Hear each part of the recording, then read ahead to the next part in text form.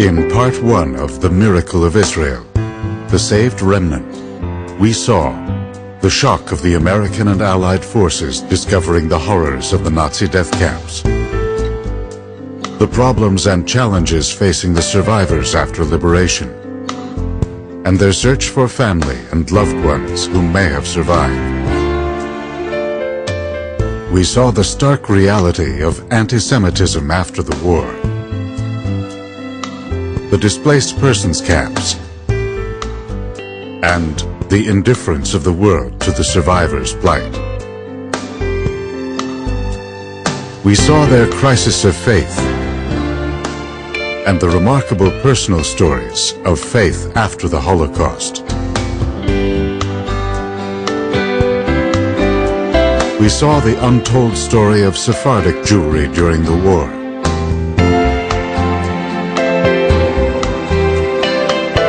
The efforts of Bricha, the escape movement that smuggled survivors from Europe to Palestine. And the unfolding drama of the British naval blockade that tried to stop them. We saw the armed resistance of the Jewish freedom fighters against the British. And we saw the dramatic story of the Exodus and the 4,500 survivors on it who were shipped back to the death land, Germany.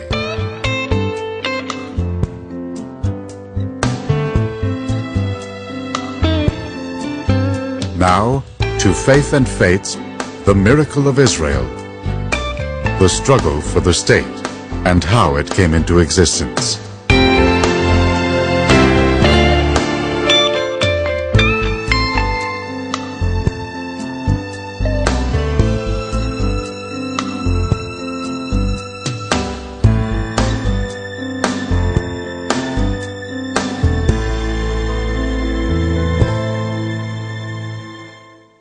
With world opinion swinging in favor of the refugees in Europe and the establishment of a Jewish state, the Zionists in Palestine and in the DP camps still needed the help and influence of world Jewry to support their cause, especially in America.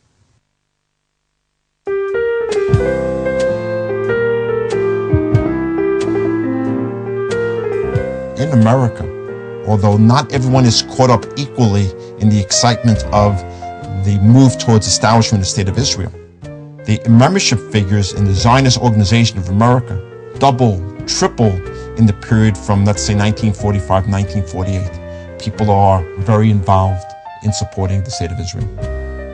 There's a lot of excitement, and they get involved by contributing money, by going to rallies at places like Madison Square Garden, or going to street demonstrations, or petitioning their elected officials, doing what can be done within the confines of the American democracy.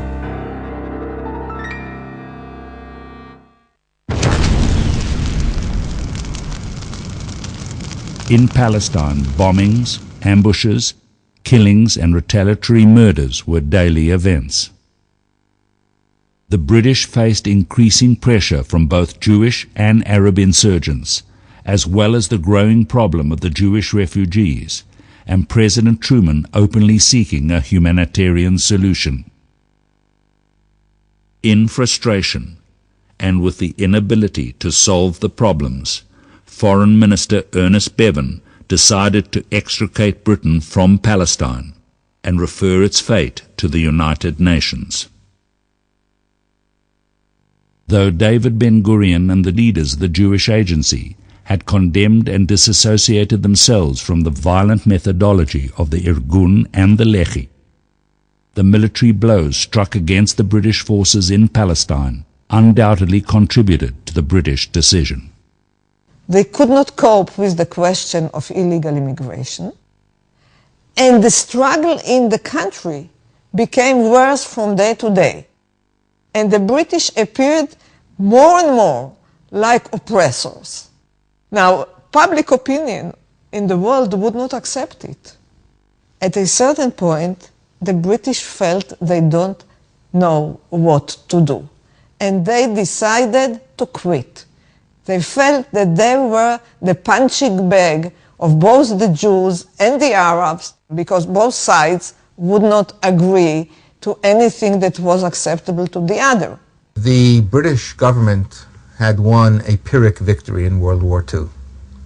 It emerged as a nominal victor, but its empire had been severely weakened, among other places in the Middle East. The British were beginning to draw down their empire. In the middle and late 1940s, they were going to withdraw from India, from Palestine, from other parts of the Middle East. The Soviet Union welcomed this and regarded Palestine as perhaps one of the first big cracks in the British wall of imperialism.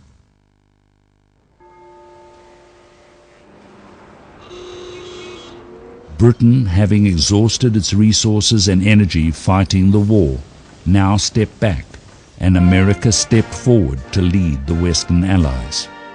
Having learnt the lessons of World War I, the Allies now began to focus their efforts on rebuilding Europe, especially Germany. There's a recognition that the mistakes of World War I, of abandonment of the international scene, is something that America cannot afford to do. And we as an American people, as an American government, as an American nation, emerged from World War II as one of the two great world powers, along with our antagonists, the Soviet Union. So abandonment of the battlefield, this is the political battlefield, is something that cannot take place. And one of the ingenious plans that is promulgated by the American government is the Marshall Plan to get Western Europe and Central Europe, Germany and Austria and the countries they decimated, back on their feet so that they will not become victims of the incursions of the Soviet Union, which had desires to move even further westward, as the Soviets reassert the communist idea of being an international movement. The end of the war saw the Soviet Union as the great victor on the continent, because the dividing line between American and British and French forces on the one hand, and the Soviets on the other hand, left actually in the Soviet military control all of Eastern Europe. And the result was that now the British felt threatened. The British needed American support against the Russians all over Europe, because otherwise the Russians would have proven an enemy that Britain cannot face.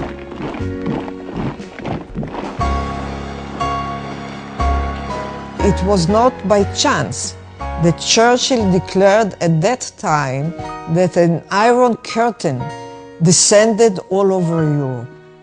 The Iron Curtain was the symbol of what was to become the Cold War between the Soviet Union and the free world. Soviet expansionism was becoming a dominating threat, not only in Europe, Britain, and America, but also in the Middle East. Stalin begins to revert in 1945, certainly when the war is over, to the traditional Soviet posture of anti-Western policies. He understands the victory of the war as the defeat of fascism. And what is fascism? Fascism is the last stage of capitalism. It means now that the rest of the capitalist world is doomed. And the proof is that Hungary, Romania, Czechoslovakia, Poland, Bulgaria, and the eastern part of Germany have all become socialist. The wave of the future is socialism. To consolidate his power in Eastern Europe, Stalin closed the doors on Soviet emigration. The effect of this was that now several million Jews were trapped behind the Soviet Iron Curtain with no hope of escape. Ironically, the Soviet Union would play a very different role in deciding the issue of a Jewish homeland in Palestine in the United Nations.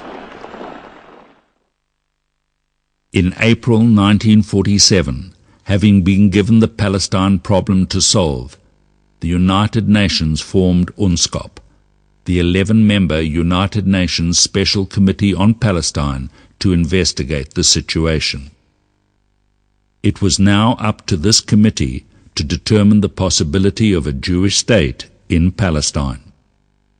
I traveled everywhere they went and found the members of that committee so wise and so wide-eyed and so open to everywhere we went that I felt this committee is going to do something real.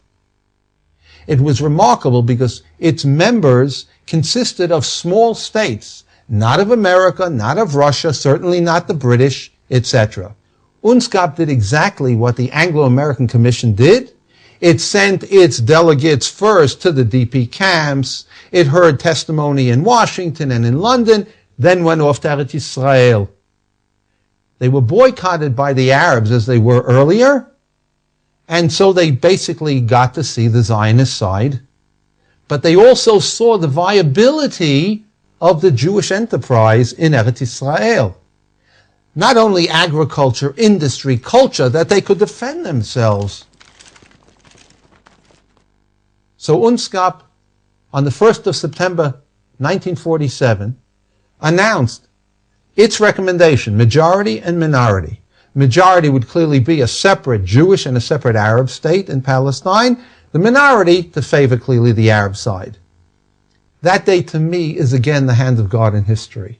I don't want to be over dramatic, but let's remember that Herzl, where the whole story politically began for Zionism, writes in his diaries after the First World Zionist Congress, on the 1st of September 1897, if I say that in 2, 3, 5 years a Jewish state will be created, everybody would laugh at me. This is secreted in his diaries. But in 50 years it will happen. Exactly 50 years to that date, UNSCOP's majority report came out for a Jewish state. With another dramatic swing of history's pendulum, for the first time in almost 2,000 years, the reality of a Jewish homeland seemed possible. But with 56 members of the United Nations yet having to vote on the partition plan, the outcome was far from certain. To add to this uncertainty, even with a desperate need to solve the refugee problem, there were issues regarding the establishment of a Jewish state that divided the Jewish world. There are significant pockets of non-Zionist and anti-Zionist feeling within the United States. Some of them were involved in the Reform movement, which in the 19th and early 20th century was doctrinally anti-Zionist, anti-nationalist. Also, part of the story is that the Orthodox theological problem with the State of Israel is based upon two fundamental principles. One, the idea that Jews are exiled by God and they are to remain in diaspora, in Golah, until in a messianic context, God will redeem the Jewish people. And anyone who attempts to hasten that return is running counter to the thrust of Jewish tradition. And if you say that what's going on now, namely the Zionist movement, is the beginning of the foretold redemption, the people who are running this redemption aren't exactly the most appropriate Jewish role models. So there's a basic theological problem, and it's a question with the secular nature of Zionism. By the time we get to 1948, Zionism has swept the field in terms of American Jewry. From Reform to Orthodox, there's a general positive sense that this is a very important moment for the Jewish people and for Jewish history. Sephardic Jews are often accused of not having been Zionists. Political Zionism as a European socialist movement was not part of their world, but closeness to the land of Israel was. The return of the Jews from the Muslim world to Israel had begun 100 years before. Jews of Bukhara of Central Asia were among the first to come and settle outside the walls of the old city of Jerusalem. The Jews of Bukhara did not have to have a Zionist emissary tell them, come, become a new Jew. They were already coming to Eretz Israel. The Jews of Yemen had come 100 years before.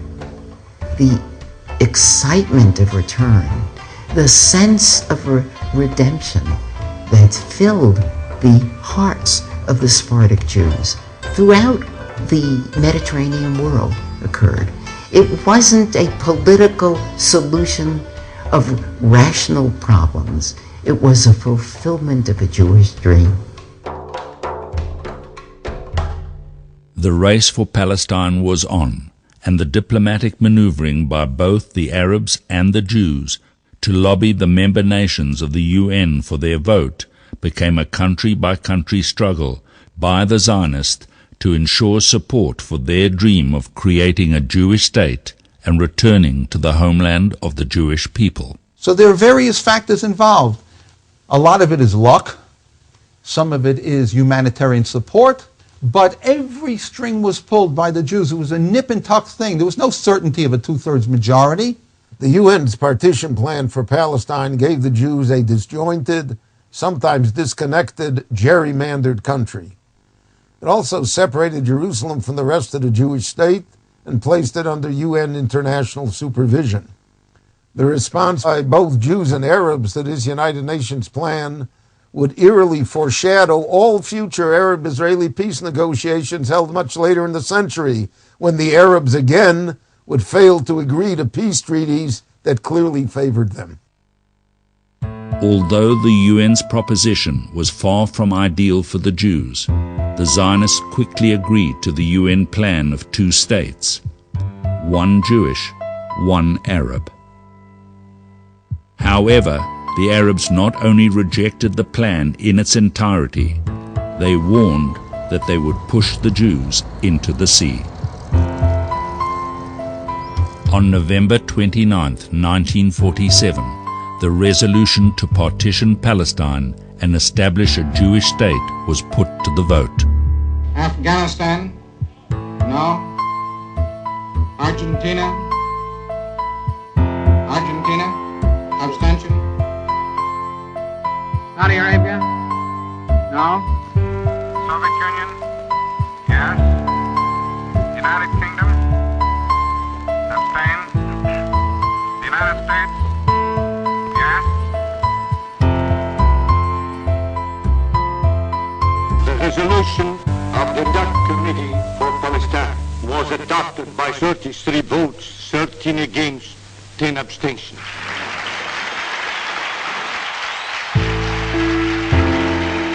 Amazingly, the world powers had finally declared a Jewish state in Palestine to be legitimate. A dramatic result, given that it came so closely on the heels of one of the most anti-Semitic periods in Jewish history.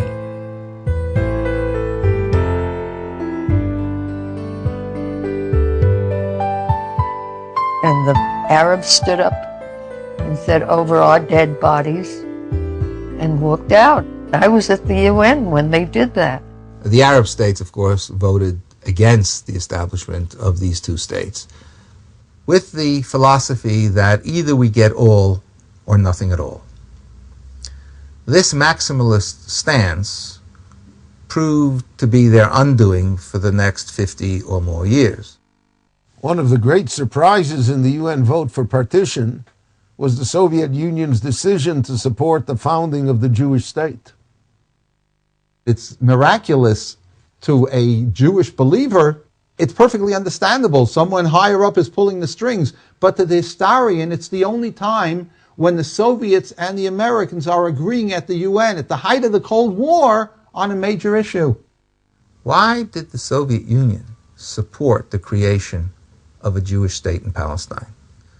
Andrei Gromyko, the USSR representative to the UN, depicted it in humanitarian terms. And he said, the Jewish people had suffered tremendously in the last war. Millions of Jews are displaced. They have no place to go. He was not, of course, referring to Soviet Jews, but to the refugees from Poland and Czechoslovakia and Hungary and Romania and so on. They need a homeland. A Jewish state in Palestine would provide that.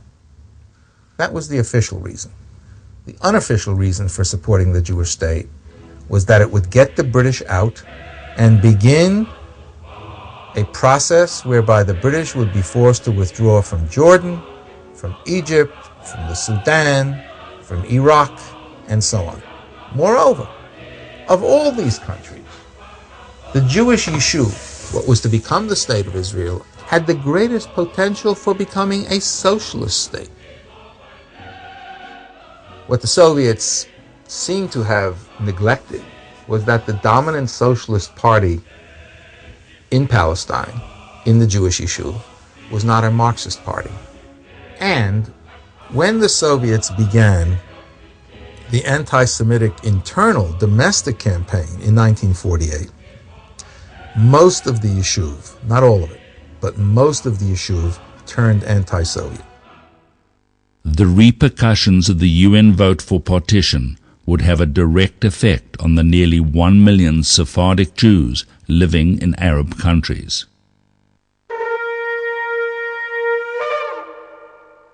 The Jews of Muslim lands were sitting on a volcano.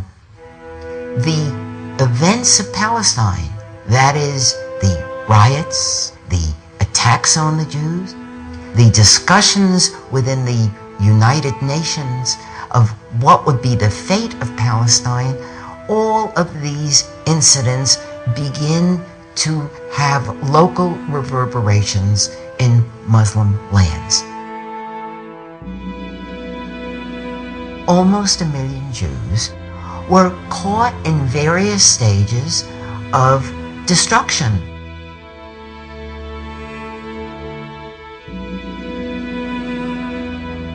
Jewish bank accounts had been frozen in Syria, in Lebanon, the setting on fire of synagogue in Libya,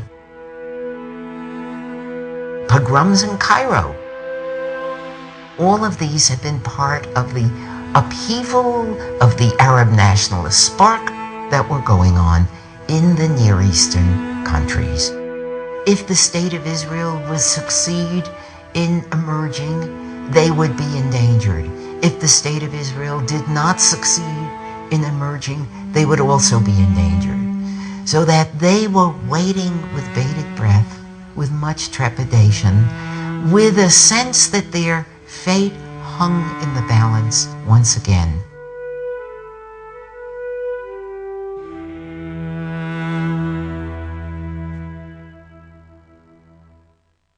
Looking back at the partition plan, there was one vital thing left out that may have changed the course of history in the Middle East. No provision was ever made for a UN mediating force to implement the plan. The world and the British turned their backs and left the Jews and the Arabs to sort out the problem by war. Even while defending themselves from increasingly violent Arab attacks, the Jews continually attempted to offer the Arabs their hand in peace. Unfortunately for everyone, Jew and Arab alike, the Arabs would have none of it. Directly after the UN vote, Arab anti-Jewish aggression escalated. Within the first week, 62 Jews were murdered by the Arabs. Over the next several months, throughout Palestine, in cities and settlements, Jews were attacked and killed. During February of 1948, Arab militants exploded 2 major bombs in Jerusalem. The first destroyed the Palestine Post building. And 2 weeks later, a bomb was detonated on Ben Yehuda, Jerusalem's main street, killing 44 people. A Hadassah medical convoy with markings of the Hadassah hospital, killing 77 Jewish doctors, nurses, medical students on their way to Mount Scopus. The British were nearby and lifted nary a finger until it was too late. By May of 1948, 1,256 Jews, mostly civilians, had been killed by the Arabs.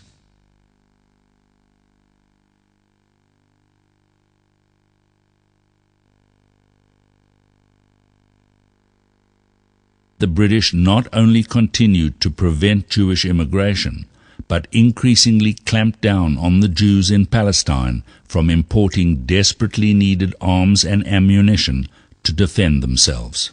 One of their major aims was to find the caches of Jewish arms and to confiscate them. And they did indeed locate the main cache of arms in Kibbutz Yagur, and it was a great disaster. To compound the problem, while Jews were restricted from entering Palestine, Arab infiltrators from Jordan, Syria, Egypt, and Lebanon entered the country unhindered. Jerusalem was cut off by an Arab blockade, and the Jewish quarter of the Old City was besieged and bombarded.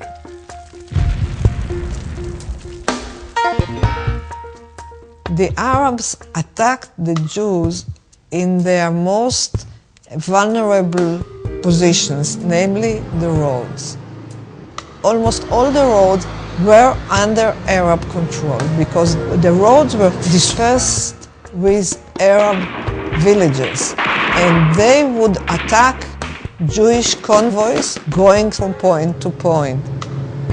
Especially vulnerable was the road from Tel Aviv to Jerusalem. It was one road going through a very narrow strip of land between Arab villages and the mountains, and the result was casualties, and also Jerusalem could not be supplied with food, with fuel, and it became a very crucial situation. With the Arab control of the roads and Jerusalem under siege, many outlying Jewish settlements were isolated and vulnerable to attack. Miraculously, only 2 of them fell to the Arabs. After a fierce battle and tragic loss of life, the Etzion block of settlements in the Hebron Hills and the Kibbutz Mishmar HaYarden on the Syrian border succumbed to the attackers. Disunity among the Arab forces in 1947-48 tremendously weakened their position, whereas the Jews had this very impressive, experienced Haganah, with Etzel and Lehi contributing their own parts to the struggle of the Jews. The Palestinian Arabs had no real cohesive force, had no united leadership, and no infrastructure to fight the Jews, and ultimately this led to their downfall. The leadership and the educated classes in the Arab cities preferred to leave the country and not to stay in the war zone. With the departure of the leadership, the simple people felt that they had no guidance.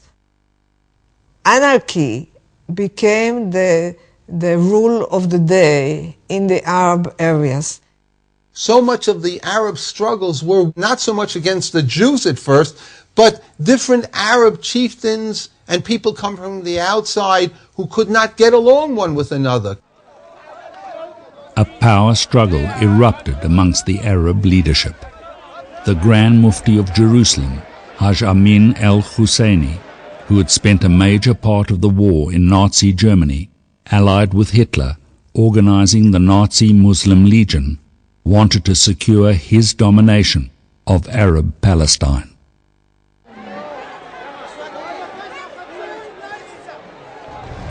In Syria, the Arab League formed the Arab Liberation Army in the fall of 1947 to counter the Mufti's ambitions.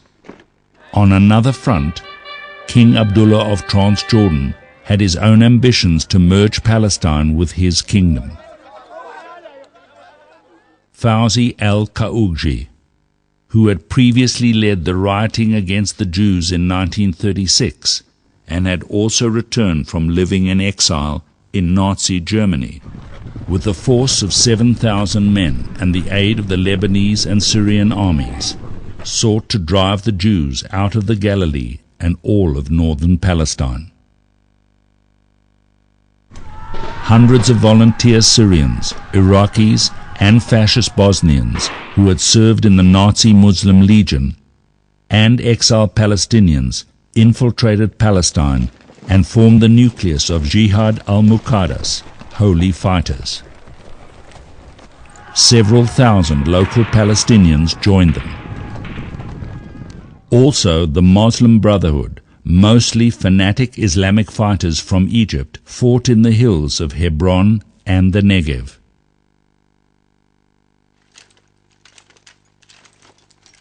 However, in reality, despite isolated victories, the Arabs were beginning to lose their war over the control of Palestine. The Arab armies could not unite themselves, and therefore, when they instructed some Arabs to leave, Jaffa was controlled by 70,000 Arabs overnight. When the Haganah, for example, forces got major key posts, almost all of these Arabs fled. They didn't have to flee. The Jews in Haifa begged Abba Hushi and the others, the mayor, stay. They fled. And many assumed, as in past wars or struggles, that they would return home. That was not to be the case. The mass of Palestinian Arabs did not understand that this war against the Jews was fundamentally different from previous colonial wars in the area. In past wars, the local Arabs fled their villages knowing they would return after the conflict ended. But this time, it was different. Because of Arab aggression, this war had become a nationalistic conflict over territory where the Jews were fighting for their survival. People forget that this was war. Ein breira. We have no choice. Our backs are to the wall. The Arabs thought they'd retreat, they'd come back. It was a different story. The Jews were fighting for their lives. The Arabs believed that the Arab countries would come to their assistance with the victorious Arab armies, or they believed that eventually some sort of repatriation of them would happen. But this is not what happened. In early May 48, before the state was created, Haganah Radio repeatedly begged the Arabs to stay in Haifa. The appeal fell on deaf ears.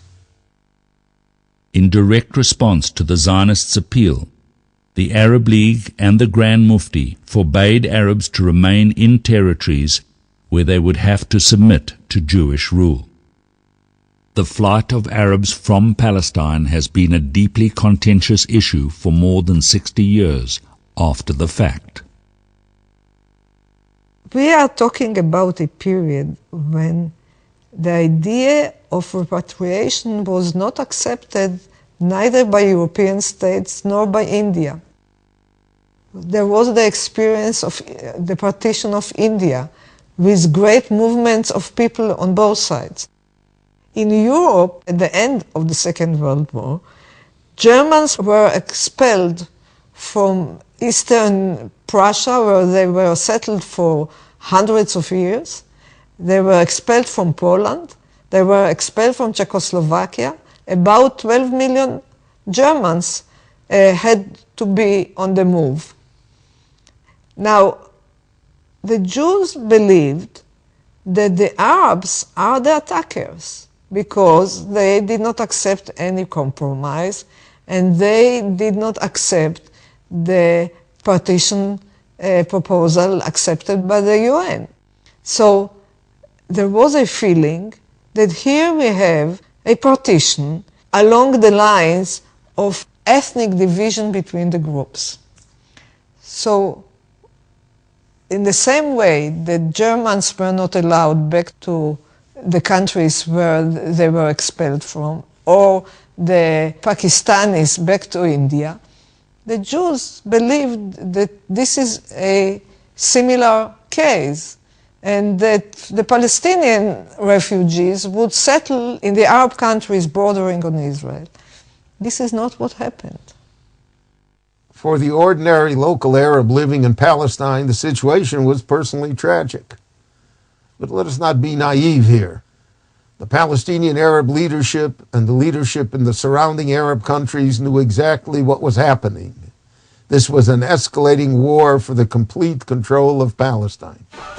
Abdullah of Transjordan, Farouk of Egypt, and Ibn Saud of Arabia unite the Arab world against the Jewish state. Abdullah alone commands an efficient fighting force, the Arab Legion, trained and equipped by Britain under the terms of her treaty with Transjordan. On one hand, after the most terrible persecution in their history, where nearly 40% of the world's Jewish population had been murdered in Europe, the Jews were fighting for their right to return to their legally apportioned part of Palestine, as decided and approved by the United Nations. On the other hand, the Arab leadership, having rejected the United Nations partition plan, made their position quite clear. They were fighting for total control of Palestine, and they were determined to drive the Jews into the sea. The borders of the new Jewish state were now emerging, not from UN resolutions, but from the bloody battles between Arabs and Jews.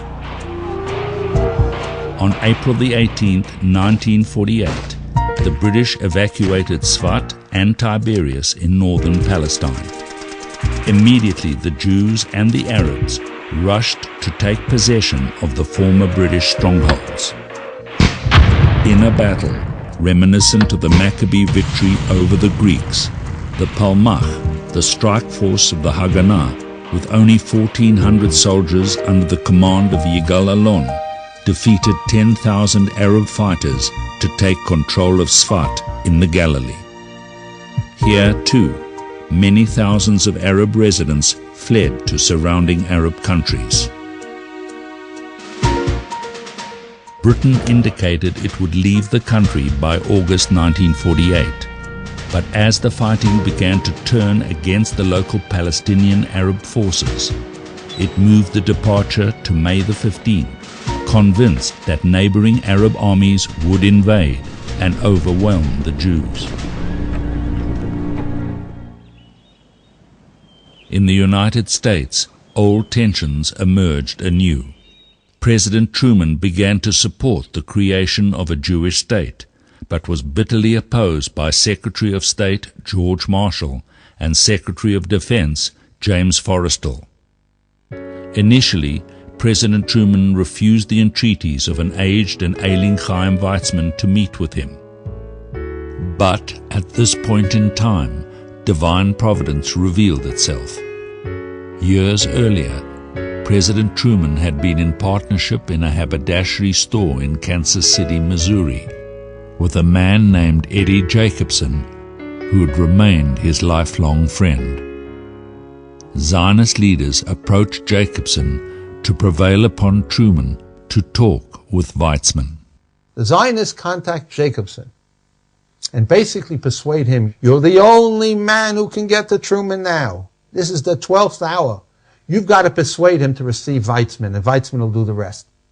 Jacobson goes to Truman, and he gets nowhere. The minute he walks in, Truman says, Eddie, before we go further, I don't want to hear a word about Zionism. He's tongue-tied. What can he say? That was the whole mission. Goes around, skating around, gets nowhere. He's about to go when this very simple man, Eddie Jacobson, looking outside the White House window, Lafayette Square Park, there's a statue of Andrew Jackson there. It says, Harry, I know that Andy Jackson has always been your hero. Well, Chaim Weizmann has always been my hero. You've got to see him. And Truman's spluttering. He says, you son of a bitch, I'll see him, but don't tell anyone. Just straight out, expletives and all. And Jacobson goes out, reports to his people. The word gets to Weizmann, and he goes to see Truman. That meeting has never been written down, but Truman basically says to Weizmann, if you declare a Jewish state, I will back you. Declaring a Jewish state was one thing. Defining the nature of that Jewish state was something entirely different. As usual throughout our history, we Jews have always argued especially over the issue of Jewish identity, how we define ourselves. The Declaration of Independence itself is a reflection of the tensions between the secular and religious camp. And that's always plagued Zionism. For example, does one mention God's name in the Declaration of Independence? Secularists and extreme ones such as Yitzhak Groenbaum of the Jewish Agency wanted to have no mention whatsoever. The religious insisted, how can you have a Jewish state in a declaration without the name of God mentioned? The compromise was Tzur Yisrael, the rock of Israel. For religious Jews, that clearly meant God. We say it in our prayers, Tzur Yisrael, before the Amidah of the Tefillah of every day. On the other hand, for secularists, that could mean anything. And that was purposely done, if you will, to paper up the differences between the religious and the secularists.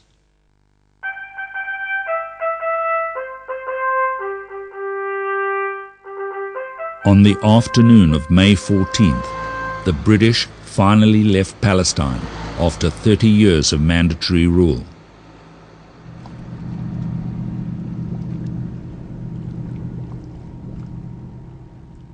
Amidst the increasing violence and chaos of the collapsing Palestinian society around them, and in the face of the threat of Arab invasion from other countries, the Executive Committee of the Jewish Agency voted in favor of the establishment of a Jewish state. David Ben-Gurion declared independence immediately, naming the new state Israel. אנו מכריזים בזאת על הקמת מדינה יהודית בארץ ישראל, היא מדינת ישראל. ברוך אתה אדוני אלוהינו מלך העולם, שהחיינו וקיימנו והגיענו לזמן הזה. The date of Friday, May 14th, 1948, on the eve of the Sabbath, was a turning point in Jewish history. For the first time in 2,000 years, the Jews regained sovereignty over their ancient homeland. 11 minutes after Ben-Gurion's declaration, President Truman was the first world leader on behalf of the United States of America to officially recognize the new state of Israel. The United States recognizes the provisional government as the de facto authority of the new state of Israel. It was announced by loudspeaker in the streets, and everybody who could move, who could walk, went, and together we were dancing in the streets and thanking Hashem that he helped the people of Israel to become again a nation. And for us survivors, for sure it meant a lot that we can be in our country and we won't be called again dirty Jew. For the survivors of the Holocaust, waiting in the DP camps in Europe and the internment camps in Cyprus, this moment, which they had prayed and suffered for so long, was finally a reality. They, together with Jews world over, celebrated this historic moment. But their celebration soon turned to concern.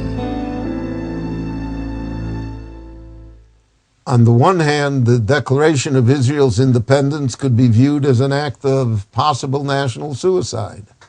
The whole Arab world against Israel, and with borders that, according to military experts, could not easily be defended, especially at that time. The odds, according to logic, were therefore against Israel's survival.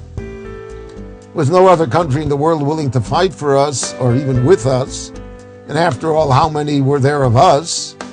With only a few fighter planes and a handful of armaments, the state looked like sheer insanity. On the other hand, it was an act of faith. Ein breira. We really had no choice. There was nowhere else to go. So despite all the disagreements, once the state was established, world Jewry held its breath and prayed for Israel's success and survival. Within hours of Israel's declaration of independence, Syria attacked the infant state, followed the next day by 4 other Arab states. In an official cablegram from the Secretary General of the League of Arab States to the UN Secretary General on May the 15th, 1948, the Arab states publicly proclaimed their aim of creating a united state of Palestine, in place of the Jewish and Arab two-state UN plan. Egyptian bombers attacked Tel Aviv, and army units from Iraq, Syria, Transjordan, and Lebanon crossed the borders into Israel. The whole world played the numbers game. How can 600,000 Jews defeat 30 million Arabs? Our State Department played that game and said those Jews are going to be driven into the sea. And the whole world believed that, except those of us who had been there and had seen these new Jews. They would fight to the end. For the survival of the State of Israel, the outcome of the war in the coming weeks and months was far from certain.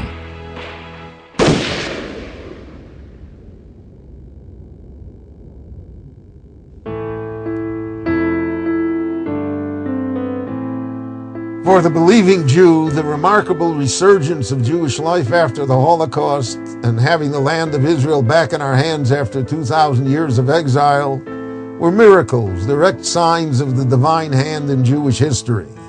The Lord had promised to return us to our homeland. But then, the war for Israel's survival was only just beginning. And unfortunately, it's a war that continues to this day. It's really a tragedy that the Arab leaders in 1948 found no place in their hearts to live and let live, and accept the United Nations partition plan, which was so favorable to them. Had they done so at that time, how different the story of the Middle East and the world might have been today. Perhaps, during no other decade in the 20th century had the pendulum swung as widely for the Jewish people as it did from 1945 to 1948. For every Jew in the world, especially each and every survivor who lived through the Holocaust and saw the Jewish state miraculously emerge just 3 years later, with the War of Independence still raging, the story was far from over.